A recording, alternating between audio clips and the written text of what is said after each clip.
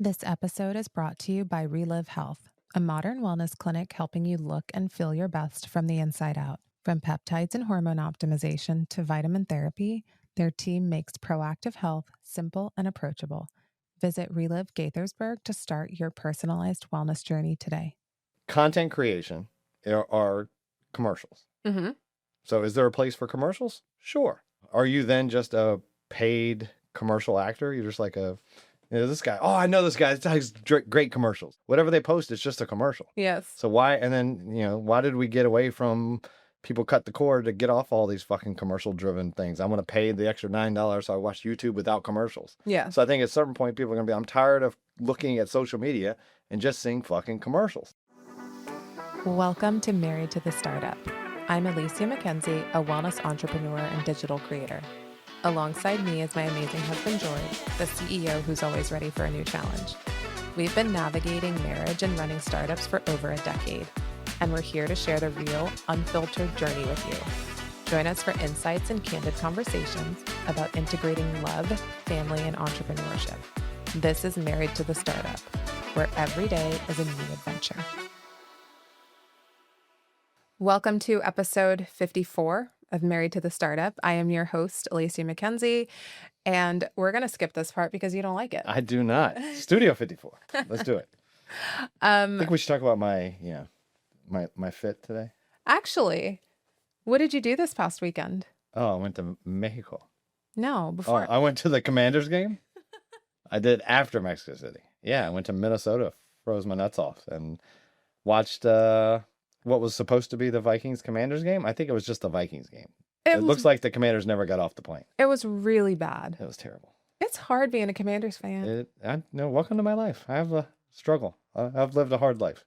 You know, I'm almost sad that my mom wasn't a Vikings fan. Oh, I'm glad she was not. Then, you could have married into it, right? And then we could have not been Commanders fans. The Vikings aren't doing so well this year. No, they're not. But Yeah, the stadium is awesome, though. That stadium is awesome. Right? The fan experience was really cool. The fan experience is great, but you get nothing when you're a Commanders fan. You get a shitty fan experience. You get an awful team. It's so funny. We're waiting for the new stadium, right? Mm-hmm. Hopefully in D.C. Yeah. And Maddox continually calls it the Trump Stadium. Stop it. No, it does. Yeah. When Trump Stadium gets built, I'm like, it's not called that. He's, it'll be called that. Why is he called I don't know. You know how I know your kids live in the Washington, D.C. Exactly. Because he puts his name on everything else. Oh, man. It's funny. Gotta love it. All right. Today we are going to talk about we didn't get back to my fit. This is I've noticed this when we went to Mexico, when I went to Mexico City and everywhere. It's become like the post 40 male outfit. It's quarter zip and, core warmer. That's like the two looks. I mean, do you remember that tech bro, the tech bro yes, pose. 100%. No, but also you and Jerry were on the field yes. in the exact same, long sleeve with a core warmer, some shorts, and I think you both had baseball hats on. Yeah, I think it was fun. And you two matched. I think it was some of the other guys that were on the trip. They were like, "Oh yeah, I went to I got this. It's a cashmere quarter zip." Yeah. And I bought 6 of them. I'm like, hey, you're a fish. And he goes, yeah. And then my daughter was like, oh, you're in the quarter zip phase now. Quarter zip phase. Yeah. So at least I don't have the quarter zip and the core warmer. Yeah. That's when you go full in. But what's funny is that you're not leaving the house today. I did leave the house today. But you're not leaving in that. No, but I'm potting in it. So. Yeah. Oh, potting. Potting. Not potting. Potting. Got it. All right. Okay. Today's subject, influencer marketing. Influencer marketing? Kind of. No, it's not what we're talking about. It's kind of influencer marketing because the Kardashian family started off as influencers. And then they got their own TV show. That's technicality. Was it really? When you release a sex tape, is that called influencing? Stop. Is that influencing? We're not talking about her sex tape. Was that influencing? I don't know. I mean, that's how it started. You got to give a woman her due. I mean, that's how she got famous. I have a hard time with that because she got way more shit for that video than Ray J did. What do you mean she got more shit? She got hundreds of millions of dollars for that video. What did he get? Nothing. Whatever. He got to release a song called "I Hit It First." Did he? Yes, 100%. You're so off topic and Hey, just all right. started. Well, I mean, I'm just saying started. that's Right, but Tuesday. But what I really wanted to talk about today Kylie Jenner Cosmetics was Kylie Cosmetics and the acquisition that Coty went into business with. Right. Right? Yep. 2019. Okay. Coty paid $600 million. At a $1.2 billion valuation. Yes. I think that's where the controversy comes So $600 million for 51% of Kylie Cosmetics. Correct. Right? Now, the real question is, what did you get for that acquisition? What did Coty get, or what did Coty get for that acquisition? Yeah. Right? Because when you look at Nepo babies and all of their businesses, some of them are not founded on the best business practices, right? They are founded on a person and a name and whatever waves they can create in social media, whether it's Instagram, TikTok. She's got 51 million or something crazy amount of Instagram followers. And they really bought Kylie. Yeah, I thought that was interesting. When you look at the SEC documents, the purchase agreement, it was interesting, like how it was written up, and then I think we'll touch on the controversy that came afterwards. Yeah. But yeah, the $1.2 billion valuation, of which 600 million went to the Jenners and all the other people around. How many different companies owned Kylie Cosmetics? I think it was 5? Yeah, 4 or 5. I mean, it was basically everybody in the family. Yeah. Kris Jenner was a smart one, though. I mean, look at she had it set up in a revocable trust, so she created a structure that was more tax advantageous to her when the exit happened. Irrevocable, right? No, a revocable one. Yeah, it was irrevocable. It was an irrevocable trust. Yes, yeah, the one that she set up. Yeah, because that was already where the money was parked. So then the money would go there into that entity and not be like a personal tax liability. Yeah. But her structure was originally she was only a participant. She had equity position, but only a participant when it came to profit. She was guaranteed 10% of the profit. But if there were ever a negative or there was expenses, she didn't participate in any of the expenses. So she had it set up correct. And I think she's a smart woman. It's a lesson for founders too. Like when you're going into deals, especially if you're not setting up a structure that if you know you're going to exit, setting up a structure in which you own it so that you can disperse the proceeds in the most tax efficient manner, and then also be able to estate plan. Yeah. So setting up trust and putting percentages in trust, as well as what's the structure of the company, and are there ways, especially in the tech side, there's ways to set it up so that proceeds aren't taxed at all, depending especially if you're developing a product. So like, I think that was a great lesson for other founders, is when you set it up or as you're running the company before you exit, to make sure that your equity stakes are set up in the most tax advantaged way. So yes. Kris did that for sure. Yes. And as she was a minority investor, minority owner, so she set it up with like, hey, I'm going to participate in all the profit, but none of the expense. Exactly. It's good. So when you're looking at this company, it is a quintessential Nepo baby phenomenon. Right? I think it was, yeah. You have Kylie Jenner. It's very much a influencer company. Yes. Yes. It was an influencer company. It seemed to be set up more as a drop shipper versus an actual production scene. Right. Yeah. Right. And you look at Kylie Jenner, who was the owner, 270 million social media followers. Yes. 270 million. So she got basically $1 per follower. She owned a partial. Okay. She didn't get the whole 600 million. Yes, she did not. She had to split it with her family. Yes. And they rolled some of that 600 million back in. Absolutely. So Forbes dubbed her the youngest self-made billionaire, which, come on. Yeah, it's hard to say you're self-made, but that's okay. No, it's not okay. How are you self-made? There's a tennis star out there who claims to be self-made, and yet her dad owns one of the most profitable football teams. Right. But at least in that, you have to have some athletic ability. Like if you're not an athlete, you can't buy your way onto the pro tour. That's true. And become a top 10 player. Yes. But I'm pretty sure even if you're ugly and you don't have any talent, you can spend enough money to become an influencer. That's my view. Personal view, personal bias. Savage. Savage. So what kind of advantage did she have, right, when building this company? Yeah. She had a built-in audience Yes. that was gained by the sheer fact that she is a Kardashian Jenner. And she was on the reality show, right? Yeah. So Right? Keeping up with the Kardashians. So she automatically had a leg up. And then Kris Jenner is your mom.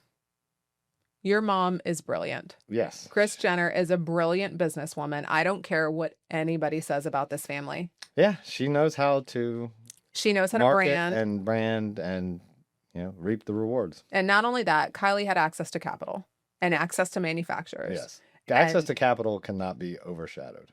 No, That is not at all. a very difficult part of most founders' startup journeys. Yeah. And to be able to not worry about that part Yes. is, you can take a lot more swings and you can swing big out the gate. Yes. But what's really notable is that of those 270 million followers, you have to be able to convert to sales, right? Yeah. If you can't convert any of those followers to sales, then it's useless. And I think that's what we were saying upstairs earlier. George and I had a conversation prior to coming down here about influencer marketing and how it's easy to buy followers. It's easy to have this online persona that you are a thought leader and that you use these products and you do this and you do that. But if you're not able to convert that influence to sales dollars, Yep. it's useless. Mm-hmm. Right. So the fact that she was able to build a legitimate business based on her influence says something. Yeah. And I think it's interesting though, because that Forbes article labeling her a self-made billionaire, and then the controversy around the valuation of the company and the fact that she owned a percentage of that, for the 600 million. Yes. They walked percentage of the 49%. But even the valuation, I thought it was an interesting, when you look at it, like the value, the revenue numbers, there wasn't like it was a revenue or an EBITDA multiple. Yeah. And I think this is a lesson sometimes for if you're looking to acquire another company or you're looking to do due diligence. Like a lot of times there's a discrepancy within the price that somebody wants and the price that you can validate with, real world multiples. And, most of the time they track that up as goodwill. You're like, oh, most of this money in the purchase price is goodwill. And if you look at this purchase price, the 1.2 billion valuation, it kind of pulled that number out of the air. Yeah. But when you look at the terms of the agreement, it feels like they bought an influencer. Yes. Right? That's what they were really buying. Yes. They bought two things. One, because of the lawsuit after, you kind of can assume that maybe, hey, they bought this online direct to consumer, produced just in time makeup business. Yeah. Right. So the business methodology of how do we do an online only makeup company that also manufactures and ships, which is why they got sued by the original manufacturer post closing, that they're like, hey, Coty bought our trade secrets to how we do this. Yes. Which you're like, okay, well, maybe that's factors into the purchase price. And then the second is that evergreen deal for Kylie Jenner. We'll get there.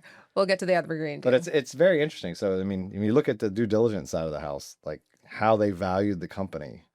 And, when you're building your own company as a founder and you want to exit, understanding what the multiples of your industry are. Are they based on EBITDA? Are they based on revenue?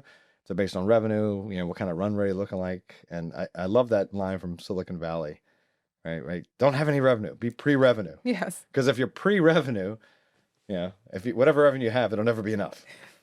And they'll want to value you based on that revenue, based on some multiple. So if you have none, you get to make up your number. Yes. Which is kind of, I feel like, where the 1.2 came from. It's a little bit of made up, and I'm sure they justified it to their shareholders as we're buying, this IP around this new marketplace. And we're buying an influencer for the 10 other companies we'll create after this. Absolutely. Right. I mean, Kylie Swim. Yeah. I love swim. Yeah. I mean, that's... Why did you create a swim company? I love swim. Because I love swim. I love swim. I also love lamp. Yes, you did. But she had 420 million in sales between the years 2015 and 2017. So that's not nothing. Yeah. Right? 2 years, 400, so a couple $100 million a year. Yeah. And you look at like a lot of these other celebrity makeup brands, they've had peaks and valleys. And I think that's... Yeah, she definitely sold at the peak. Absolutely. Right. Good for her. right? And I think the deal came because the family wanted the B, right? They wanted the billionaire title, Yeah. I right? think Chris will be the billionaire of the group. Oh, of course. Of course. So, did you buy a functioning business or did you buy a person? I think in this case, Coty bought an influencer. Yeah, I think they bought the influencer and they bought the business model. Mm-hmm. And they said, hey, can we use this same business model for other direct-to-consumer beauty wear? Absolutely. And if we can rinse and repeat this 10 times Yep. and get our money. Yes. So I guess the big controversy is that Forbes called her the youngest self-made billionaire, but then they retract it in 2020, Right. accusing the family of inflating numbers. I think, yeah, that's the hardest part about me, all those lists. Like when you look at celebrity net worth and all that, like it's all just no one knows. Nobody knows. Yeah, no one. Unless you're an athlete, right? And Well, your salary athlete, is literally published Yeah, I mean, online. they can do it from that, but they don't know what other endorsement deals they have Yes. or how they invest it and what their rate of return has been. Yeah. Or their spending habits. Like, there's a lot of things that go into net worth that you just don't know. Of course. So a lot of that stuff is kind of, guessing outside of like an Elon Musk or somebody where they go public record. We know he owns this many shares of the company. Yeah. And the company is valued at X. So it's just simple math. That's how much he's worth. Yes. But he may be worth a lot more than that because he has outside investments or real estate or other things he's bought, or he's worth less because he's been living off a line of credit, which is backed by his shares. So he's $100 million in the hole or $1 billion in the hole, which is, the bank is charging interest on, and he's just backing it with his shares that he hasn't sold yet. So Absolutely. So take those numbers with a grain of salt. A big grain of salt. But the real value of this company was $340 million, not $900 million. Oh, yeah. Right? There's that. It's a big delta. Yeah. It's a big delta. The other delta, I guess that was picked up by her. Like, yes. She's the rest of that value. Mm-hmm. Or the IP around that. Yes. Which they got sued for. I don't know if that lawsuit settled yet. I don't think so. The I don't think it has. manufacturer? No. So controversy still. The controversy, but what they really bought, they bought rights to use Kylie, the name Kylie, Mm-hmm. the name Jenner. Evergreen rights. This is the trademark license. Yes. Right? So exclusive in the beauty industry. Yes. They bought exclusive rights to use the name Kylie, exclusive rights to use the name Jenner. Kylie still owns the trademark, but she licenses it to the company. And she can't license it to anybody else. And she can't license it to anybody else. You own it, but right? You really? And then they bought her persona. Right. Right? So they bought her name, her image, her likeness. Yep.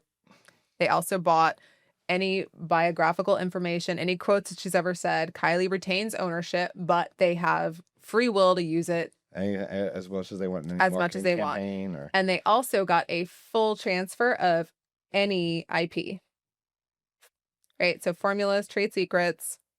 Yep. This is what they own. That is what they bought.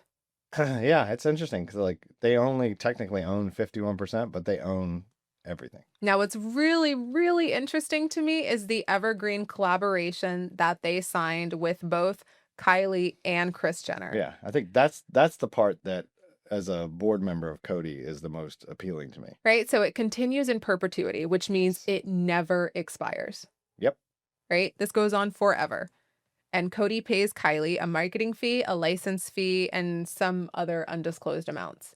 But that means that it applies to any future beauty collaborations for the life of Kylie Jenner. Yeah. So if Kylie Jenner decides, hey, I want to launch a baby line. Yeah. Because I just had a baby and I want to do it. And Coty can be like, that is fantastic. Let's do it. Let's go. Right? We own it. Yeah. And we'll do the manufacturing. You can do the R&D and you can do the marketing. We own just that and the other. And we own 51% of whatever comes out of it. Yeah. And we own a percentage of the 49%. But what I think was really funny is that when I was researching this company, somebody was like, well, how long do they expect Kylie to be relevant? And it doesn't matter. You could do Kylie dentures. Yeah, it doesn't matter. Preparation H, brought to you by Kylie Jenner. Exactly. Right? So they basically get Kylie. Yeah. In an evergreen deal forever. Yeah. I think that's, and this was the other part to me as a founder, and he has exited a couple of times, that, I learn something every time. And, yes.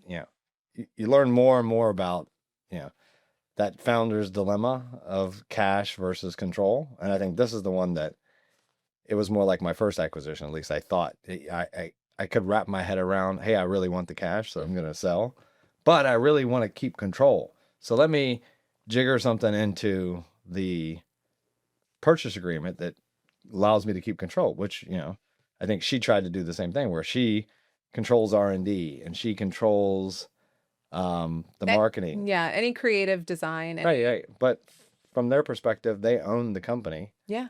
And they own the manufacturing of it. They own all the operating expenses. They can just not fund any marketing. They can just not fund any R&D unless she wants to pay for it out of pocket.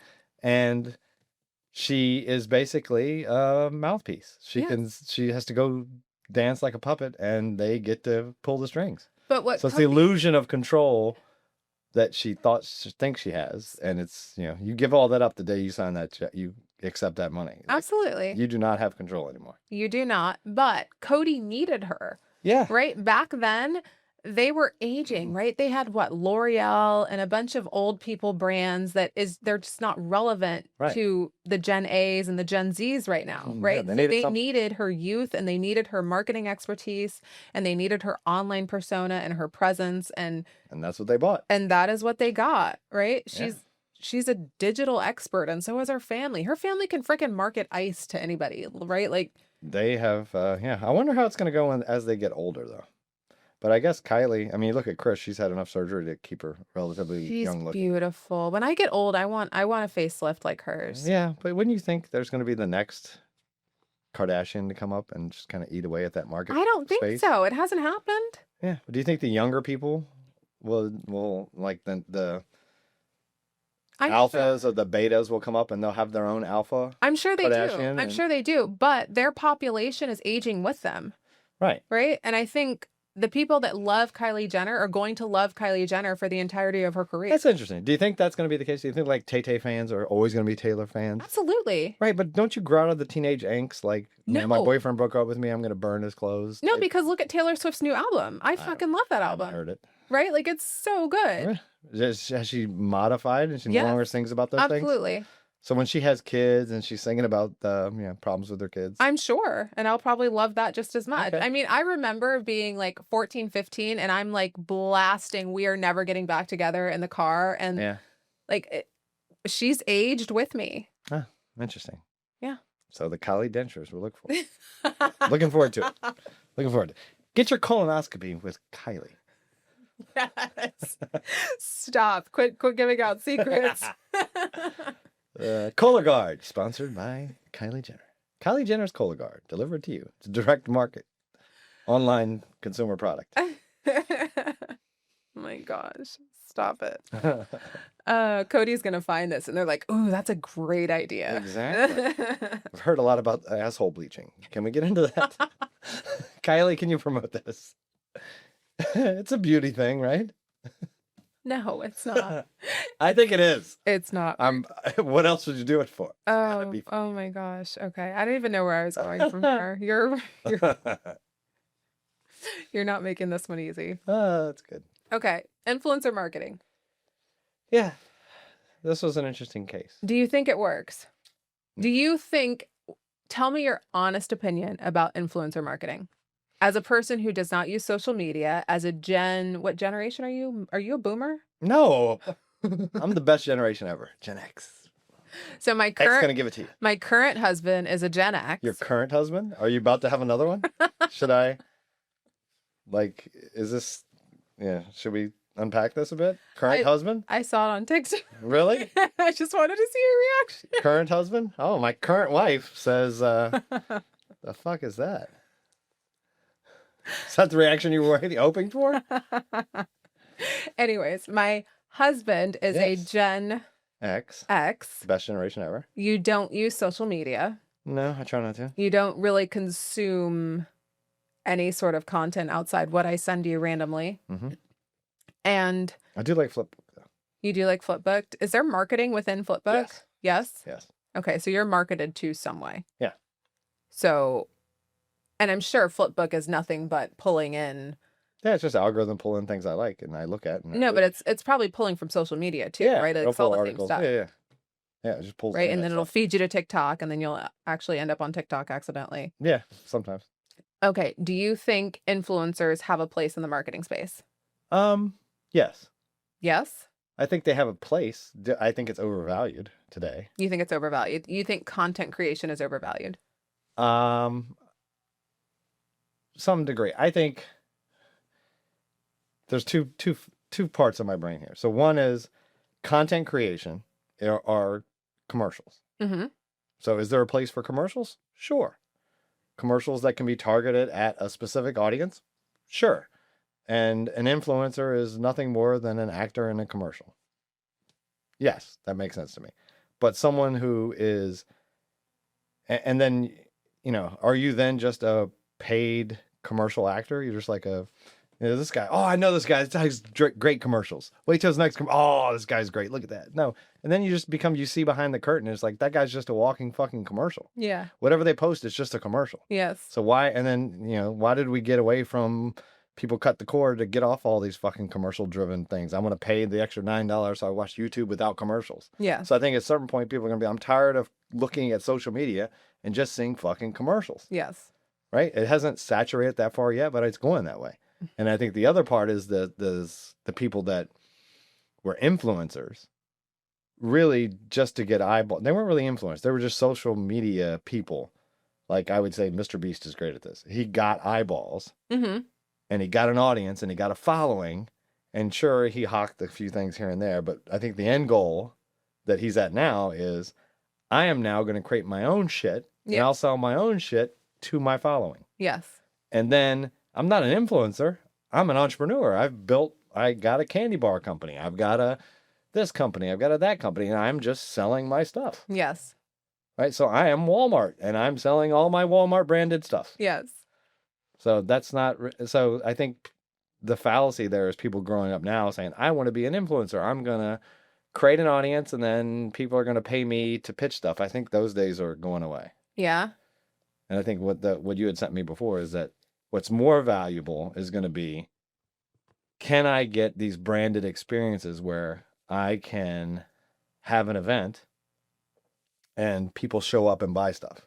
Mm-hmm. And that event is sponsored or, this more community driven thing where I get local ambassadors and people to push my products that are more in touch with the consumer. Yeah. Than a broad based, let me put up, an influencer to tell me I love swim. Why am I college swimmer? Right. Yes. And that's where I think it's going. And I akin it to, like we talked about upstairs, the influencers of today, the people that are pushing, they're just actors in a commercial. They are the product, Mm-hmm. right? The people that are making the money are the Instagram, the company, the owner. You're just an actor and you make millions. Some of the actors do, but the studios make billions. Yeah. And billions, right? Absolutely. And I think these platforms are making billions and billions, and you guys are influencers and posters. Most of the people that post aren't getting paid. Yeah. They're not making all that money. No. But they're getting eyeballs on the platform anyway, which they can sell targeted ads. And I think that's where, my opinion, that's more valuable than the influencer. Yeah. It's if I look at social media and I get on Instagram because I got referred there by something else and I see somebody pitching something, that doesn't get me. No. But after I've watched 3 baseball videos on teaching hitting, and then I get the targeted ad for the rope bat swing trainer, I go, fuck yeah, I want that. Right? Right? So that's traditional. You are a marketer. I am like that. That gets me. You're like, a marketer. Hell yeah, I get that. But I played in the MLB and I used this. Oh, it's great. I don't give a shit. Yeah. But when I've watched 3 videos and then someone explains to me why this works to help, reinforce the training habits and it's $20, I'm like, hell yeah, I'll get it. Yeah. And I think personally for me on social media, I think that the videos that really speak to me are like the day in the life ones. And if I see a product that is intriguing, I'm like, ooh, what is that? And I will go dig deeper for that. Right. Oh yeah. So I guess that's where I don't know if I've ever looked at a post and clicked the link or looked to where you even get the referrals. No. Like, I don't even know where that is. Which is really, it's hard for somebody that has done brand work and brand deals, right? Because they use those links as a way to track how influential you actually are. But I can guarantee you, I have seen several people with larger followings find a product on my page, go buy it separately, and then start pushing it. Oh, And it drives me crazy because they live around here too. There's some girls that have large followings, like 200,000, 500,000, and they see products on my page mm-hmm. and they go buy them. And I'm not an idiot. You can't like my shit and look at all my stories and then go buy my products and then push them yourself. Yeah. Right. So influencer marketing is hard for both sides because we have to be able to prove that we have influence. But if people are like back channeling to find our product and not actually clicking the links, how do you actually prove? Right. And that's where I think it's more akin to like the commercials. Yeah. Because commercials are, it's almost impossible to correlate a click through, right? Yeah. It's like I ran this commercial during the Super Bowl. Within the next 2 weeks after the Super Bowl, my product sales increased X-fold. I can then attribute all of that to that commercial. Was it really? Maybe. Yeah. Could it not have been? Could I just needed fucking Doritos? Yeah, maybe. You don't know, right? It's so hard. You don't know.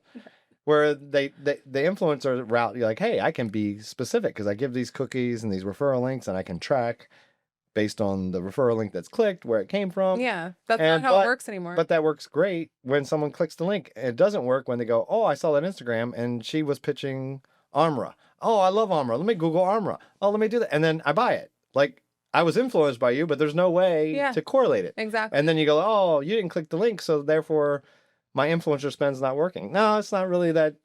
It's not that. Which is also why I don't do a ton of brand work because it's just like, I don't want to work that hard. Yeah. Like I know my audience it converts. Yeah. Right. But I don't push a ton of product because I don't push shitty products. Yeah. Like I'm not going to throw any free green powder that you send me on my stories, right? Like the amount of shit that I turn down because I just don't want to promote it. Yeah.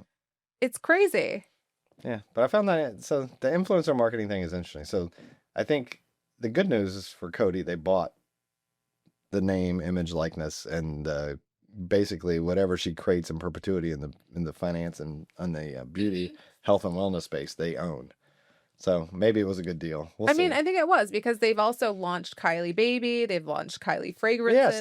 Yeah, so they've got global retail. So now they're in 50 plus countries. Yeah. So, I mean, they'll make their money. Yeah. Yeah. But, I think there's a couple things in there for founders. I mean, I'm sure Kylie, because I think the rumor was she's trying to buy it back, right? Yeah. Because there was the lawsuit about Coty like taking this IP from the manufacturer in an online marketplace that supposed that Kylie was working with previously that's suing. Like, so now they're trying to see if they can buy shares back to kind of undo that because I'm sure Kylie was tied up in that lawsuit too. Yeah. Not just Coty. She was personally in there because, she gave away the trade secrets when she sold it and showed it to them and the R&D process and all this. And yeah, it's going to be an interesting. Yeah, I'm curious to see how it plays out. But if you look at it from and then there was the other thing that I thought was interesting is there was a lot of provisions in there, and I just remembered it. A lot of provisions in there around tax. Mm-hmm. And this is something that I think a lot of, and I've dealt with it in a small degree because we sold in a lot of states, but we didn't sell an online SaaS kind of product. But sales tax is becoming a terrible problem. So it used to be if you had a nexus in that state, nexus being you had employees, you had an office, you had something, then you would file taxes in that state. Yes. So if I sold services, like I flew into Texas and I did services for 6 months, I wouldn't pay tax in Texas. I would pay tax in the state in which I had the nexus, Virginia. Right? But now there was a Supreme Court law with Wayfair or whatever, and now it's no. If you sell a product in that state, you have to pay tax in that state. Ooh. So a lot of smaller companies don't deal with it. Yeah. Oh, fuck it. I'm just not going to do it. And I think Kylie was one of those because in there was this big provision around a tax true up post acquisition. Oh. As part of the kind of post closing actions. Yeah. And my guess is there was a lot of tax liability there that they cleaned up. Oof. Right? That just sounds messy. Oh, it is because you got to go back and look through all the sales, which states you sold it in. And do you pay their state tax? Yes. Their state sales tax. Oof. Or income tax on the income you generated in that state. Okay. right? Yeah. And yeah, so in a lot of states, especially after COVID, when everything changed, like everything went digital. So they were like, hey, how am I going to get tax revenue? So we're going to go after all these employers and retailers, and you're going to, and then the state starts to do audits. So you got to get ahead of that. So that's something that if you're selling stuff multi-state, you need to make sure you're accounting for if you're not already. And I thought that was one of the interesting ones. I don't know how I got on this topic. I was talking about something else. No. Now I'm lost. Yep, we're lost. Damn it. Train's off the tracks. Yep. But it was interesting. So I think that was one of the ones for the founders. And then there was another thing I was thinking about, but now I can't remember. A lesson to be learned from the acquisition. Yeah. Be a Nepo baby. Be a Nepo baby. Yeah. That, or, Right? What's the number one determiner of success? to whom and where you're born. Exactly. For sure. So if you can control that, you guys, you're golden. Yeah. If you can just pick a wealthy parent that lives in a wealthy neighborhood, you're going to be fine. Yes. All right. Are we done? I think so. I wish I could remember the last topic thing I was going to touch on, but I can't remember. Kylie Ginkgo biloba. Yes, Kylie Ginkgo. I can't even say that word. Ginkgo biloba. Still not right. Doesn't sound right. It's not right. Ginkgo biloba. What the fuck is the word? Ginkgo biloba. Why don't you tell me the word you want me to say? We're done. Okay. We're done. Thank you for tuning in to Married to the Startup. We hope you enjoyed today's episode. If you did, please take a moment to like, rate, and subscribe to our podcast. Your support helps us reach more people and keeps the conversation going. If you have any questions or topics you'd like us to cover, drop me a message. I love hearing from you guys. Until next time. George, out.